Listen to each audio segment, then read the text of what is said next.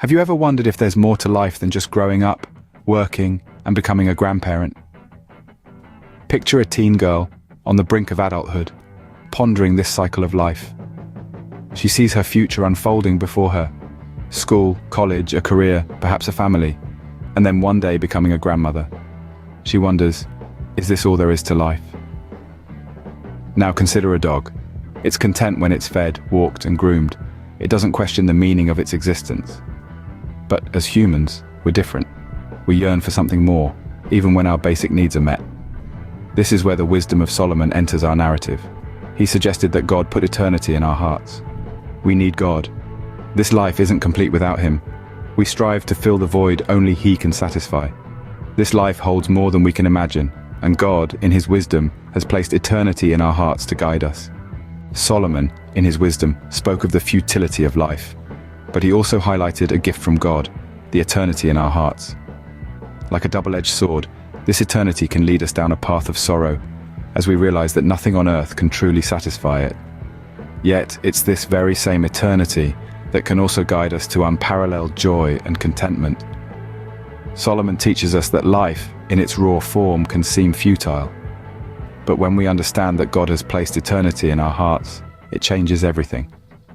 We begin to see that even amidst life's trials and tribulations, there's an underlying purpose, a divine plan.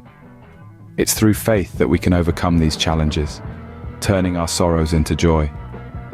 God's gift to us is this eternity, this longing for something more. But it's up to us to recognize it, to pay attention, and to seek Him in our lives. Because in doing so, we find true happiness and fulfillment.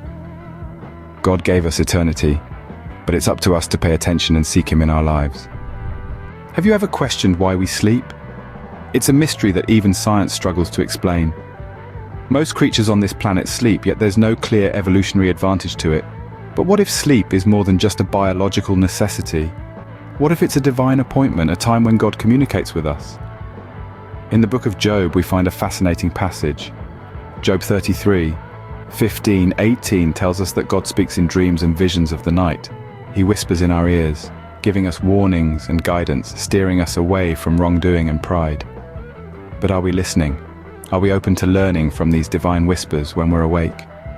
Our days are filled with distractions, but God has given us a solution. He encourages us to set aside a day each week for contemplation, for quiet reflection, for tuning into His frequency.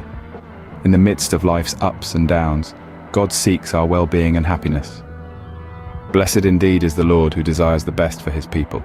In the grand tapestry of life and eternity, God's most profound act of love is the gift of His Son, Jesus Christ. Imagine the divine, the Son of God, coming to earth, becoming human like us, experiencing our joys, our sorrows, our trials. His mission was a rescue mission, a mission of salvation. As humans, we are fallible, we make mistakes, we sin. But Jesus came to save us from the eternal punishment of these sins. It's a concept that might be difficult to wrap our heads around, yet it's at the core of Christian faith.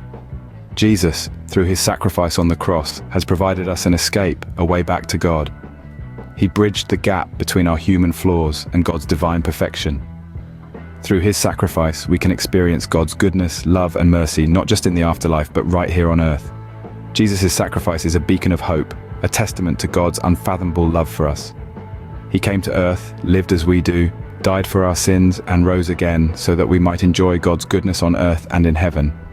Such is the magnitude of God's love for His people.